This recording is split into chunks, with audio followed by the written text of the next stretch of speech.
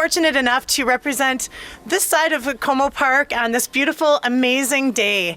And I also happen to live in the nearby neighborhood, and so I spend a lot of time walking around Como Lake.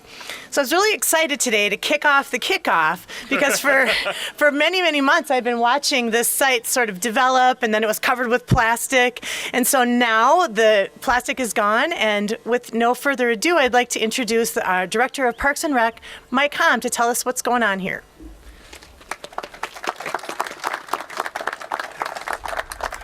Thank you, Council Member. It is my distinct privilege to welcome you all here today to Como Regional Park. We host over 3 million visitors here on an annual basis in Como Park, making us one of the most visited destinations in the entire state of Minnesota. So welcome.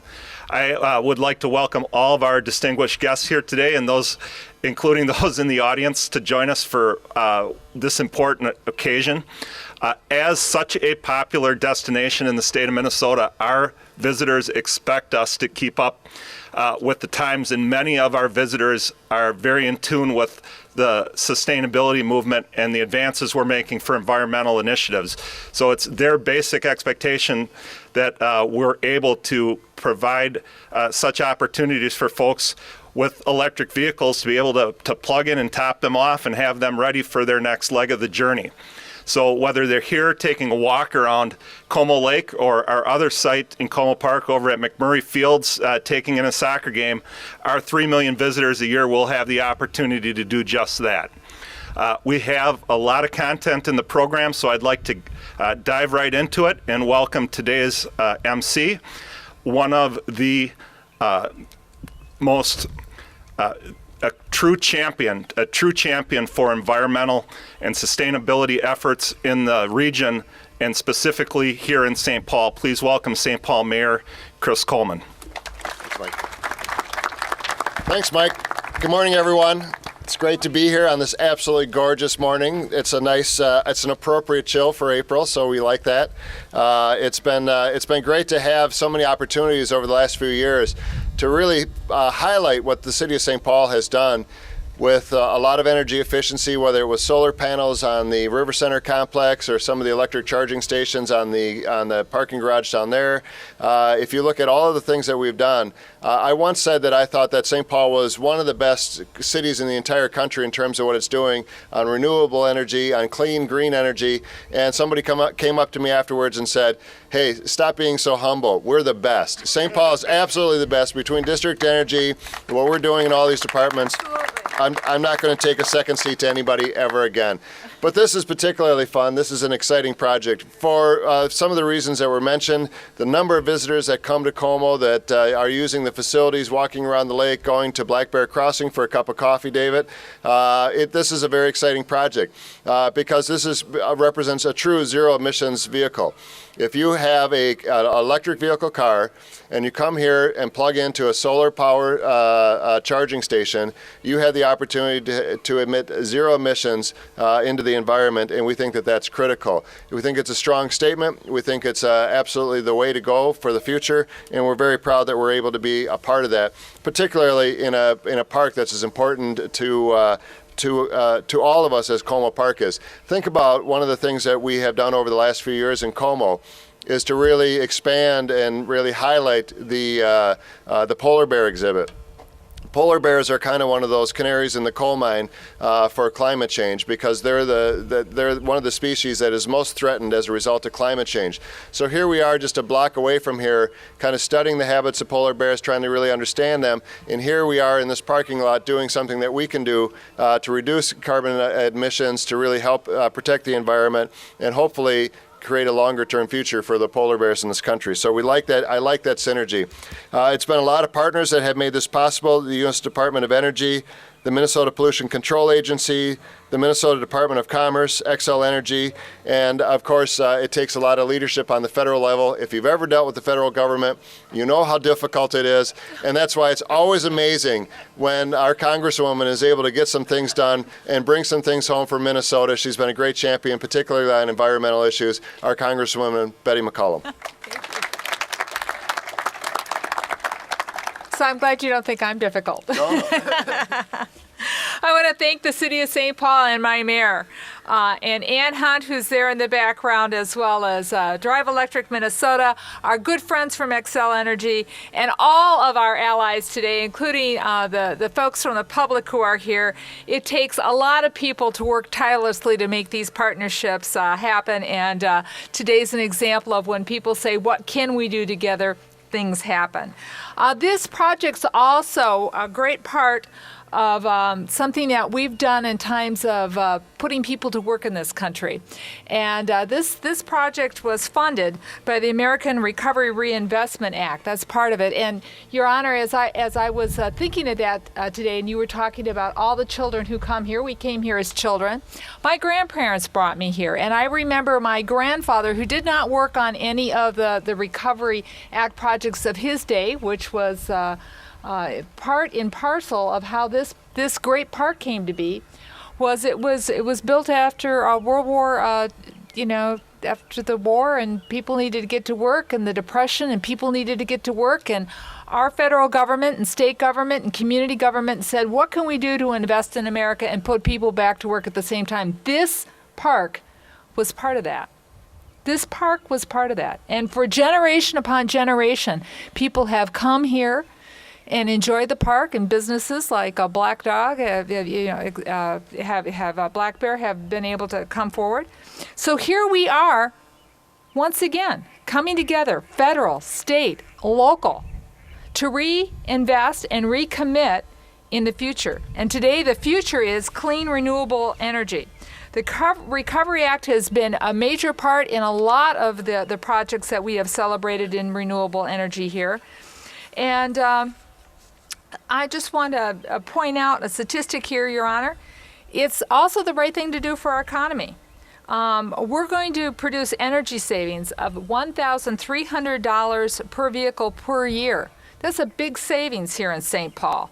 Clean air, saving money, it is the right way to go. And so I'm pleased that the sun is out today. But we do have information that if the sun's not out and you plug up your car, it's still going to get charged, right, everybody?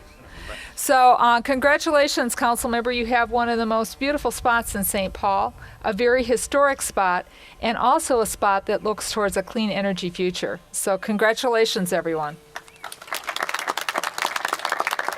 Thanks, Betty. Thank you so much. One of the partners that Betty mentioned was the state. They have been an absolutely critical partner, the Minnesota Pollution Control Agency, forefront of those efforts. Our Commissioner, Paul Austin, is one of the folks that's really leading the effort to advance not only electrical vehicle charging stations, but really doing our part on behalf of the state of Minnesota to make a difference for our environment. And I'd like at this time to have Paul come up and say a few words. Thank you. Thank you, Mr. Mayor. It's a pleasure to be here on behalf of the state and the state partners, both our agency, the Department of Commerce, even economic development, because building solar panels in this state is on their radar screen. So many times in government work, you're always talking about what is and what was, and it's rare that you get a chance to talk about what's next. And this is about what's next. I mean, we've got a great partnership here that spans the nonprofit sector, the private sector, every layer of government in Drive Minnesota, Drive Electric Minnesota. That's a piece of what's next. The city of St. Paul is out front with what's next. They've already got 20 charging stations in. They should be extremely proud of them. They are the best. So we'll go with that. I'm sure some other cities might want to try to catch up, but we'll get there. I want to thank Councilmember Stark for being an early and vociferous advocate for a grant that the state has now received to put in 75 or so more stations across the metro area. So this is all a piece of what's next. And why is next important? Well, a third of the air toxics that we breathe come out of tailpipes. These vehicles, this way of generating electricity, doesn't create air toxics. That's important for what's next. This whole metro area is facing potential air quality attainment issues going forward. Again, no tailpipes, no emissions. It's part of what's next. And so as we sit together and look at this process and look at how it helps the economy, look at how it ties energy in, there's also this huge environmental impact benefit, and it's all for the better. And that's why we're thrilled to be a partner. Thank you, Mr. Mayor. We look forward to, another 150 or so stations of these over the next few years. Thank you. Thank you, Commissioner. Another one of the great partners, we've been really lucky to have Xcel Energy that has been a leader, one really at the forefront of the clean energy, the renewable energy conversion in this country. They've done amazing things. If you look at the conversion of the High Bridge plant alone from a coal-fired plant to a natural gas facility, that has done just I was going to say an unquantifiable amount, but they actually can quantify the number of mercury emissions reductions, the CO2 emissions reductions, all of those things. That's been amazing. They've been a partner every step of the way, and they are responsible for 4 of the electric vehicles that we have in the city of St. Paul. So we've been lucky to have that partnership, and at this time we have Lee Gabler, the Director of Energy Efficiency and Renewable Programs at Xcel, to say a few words. Lee? Thank you. Well, good morning, everyone. It is great to be here. It's a beautiful sunny day. Who knows, for a state not known for sunshine, that solar does work so well. For this project, it's been an ideal partnership for Xcel Energy. First and foremost, we get to promote solar energy in the state of Minnesota. And secondly, it also provides us the opportunity to continue our work to enable electric vehicles. Our approach for renewable energy and electric vehicles is one of proceed at the speed of value. That means we make sure that we deliver a product that is good for customers both environmentally and financially. That's this kind of project. A smaller solar installation dedicated to our particular use makes perfect sense in this situation. And what a great way to charge your EV at one of Minnesota's premier parks. So from Xcel's point of view, this is a win-win situation, and we're really happy to be part of the process. Finally, it's great to work with people that we know and admire and in a wonderful venue like Como Park. Thanks for the opportunity. Thanks, Lee. Well, in addition to our new council member who really understands the importance of working on the environment, Amy Brenmo, who kicked us off, we have an old-timer of all of 4 years now who has been leading the charge, whether it is on bicycle commuting, the Central Corridor Light Rail Line, a lot of different projects to move forward our part on the environment. He's been a great champion and great partner. Our 4th Ward council member, Russ Stark. Well, so many of the important points have already been made here this morning, but I just want to add a couple. One is that the installation here was actually done by a local St. Paul company, Innovative Power Systems, and Ralph Jacobson is back here in the audience taking some pictures. I think it's important to note that this project is not only meeting all sorts of our environmental goals, but it's also putting local folks to work at the same time, and that was a big part of the federal goal. Also want to add that as a city, a region, and frankly a country, we have to be moving more towards clean vehicle options as well as better transit and improved conditions for bicycling and walking. The mayor mentioned my advocacy in some of those areas. This is not about one form of transportation versus another, or clean vehicles versus old vehicles. This is about actually moving our community and our country into the 21st century economy in a way that's going to make us more competitive with our competitive regions and countries around the world. So thank you for being out here today, and thanks for your time. Thanks, Russ. I want to just finally thank a lot of the partners that have been in this project. Some of them have been mentioned, so I'll repeat them. We had the Innovative Power Systems and Premier Electric, as Russ mentioned. These systems not only perform great, but they look great as well. We kind of like that fact. We have Kari Willamette and Nathan Franzen with Westwood Professional Services, who helped design and build this solar station. We want to thank Electric Charge Mobility for their help with our new Charge Point electric vehicle charging stations. I'd also like to thank so many of the city staff that have been just an incredible part of this. We have Jim Giebel, Barb Morin, Merrick Clapp Smith, Lisa Bartles, and Ron Mundall have all been a part of this. We can sit here as council members, as mayors, as elected officials, but unless we have staff to actually carry this out, it is not going to happen, and so we really want to thank our staff for making this possible.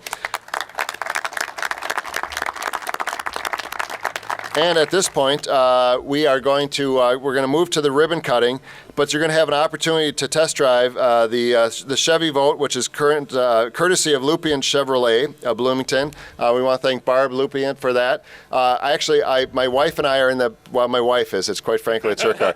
I have a minivan with 205,000 miles on it. Finally, my wife has decided she's not going to drive it anymore. So we were out looking at cars, and we got to test drive a Chevy Volt. It was the second time I'd driven one, but it was the first time my wife had, and they're amazing cars. They're great. Unfortunately, the back seat's a little bit too small for us, but I'm sure they're going to be just continue to be popular. So you get a chance to test drive that. We really appreciate that partnership. And let's move to the ribbon cutting. On the count of 3. 1, 2, 3. Let's charge. All right. Yeah. There we go. They really got it. That's the beat. Sharp things. Yeah.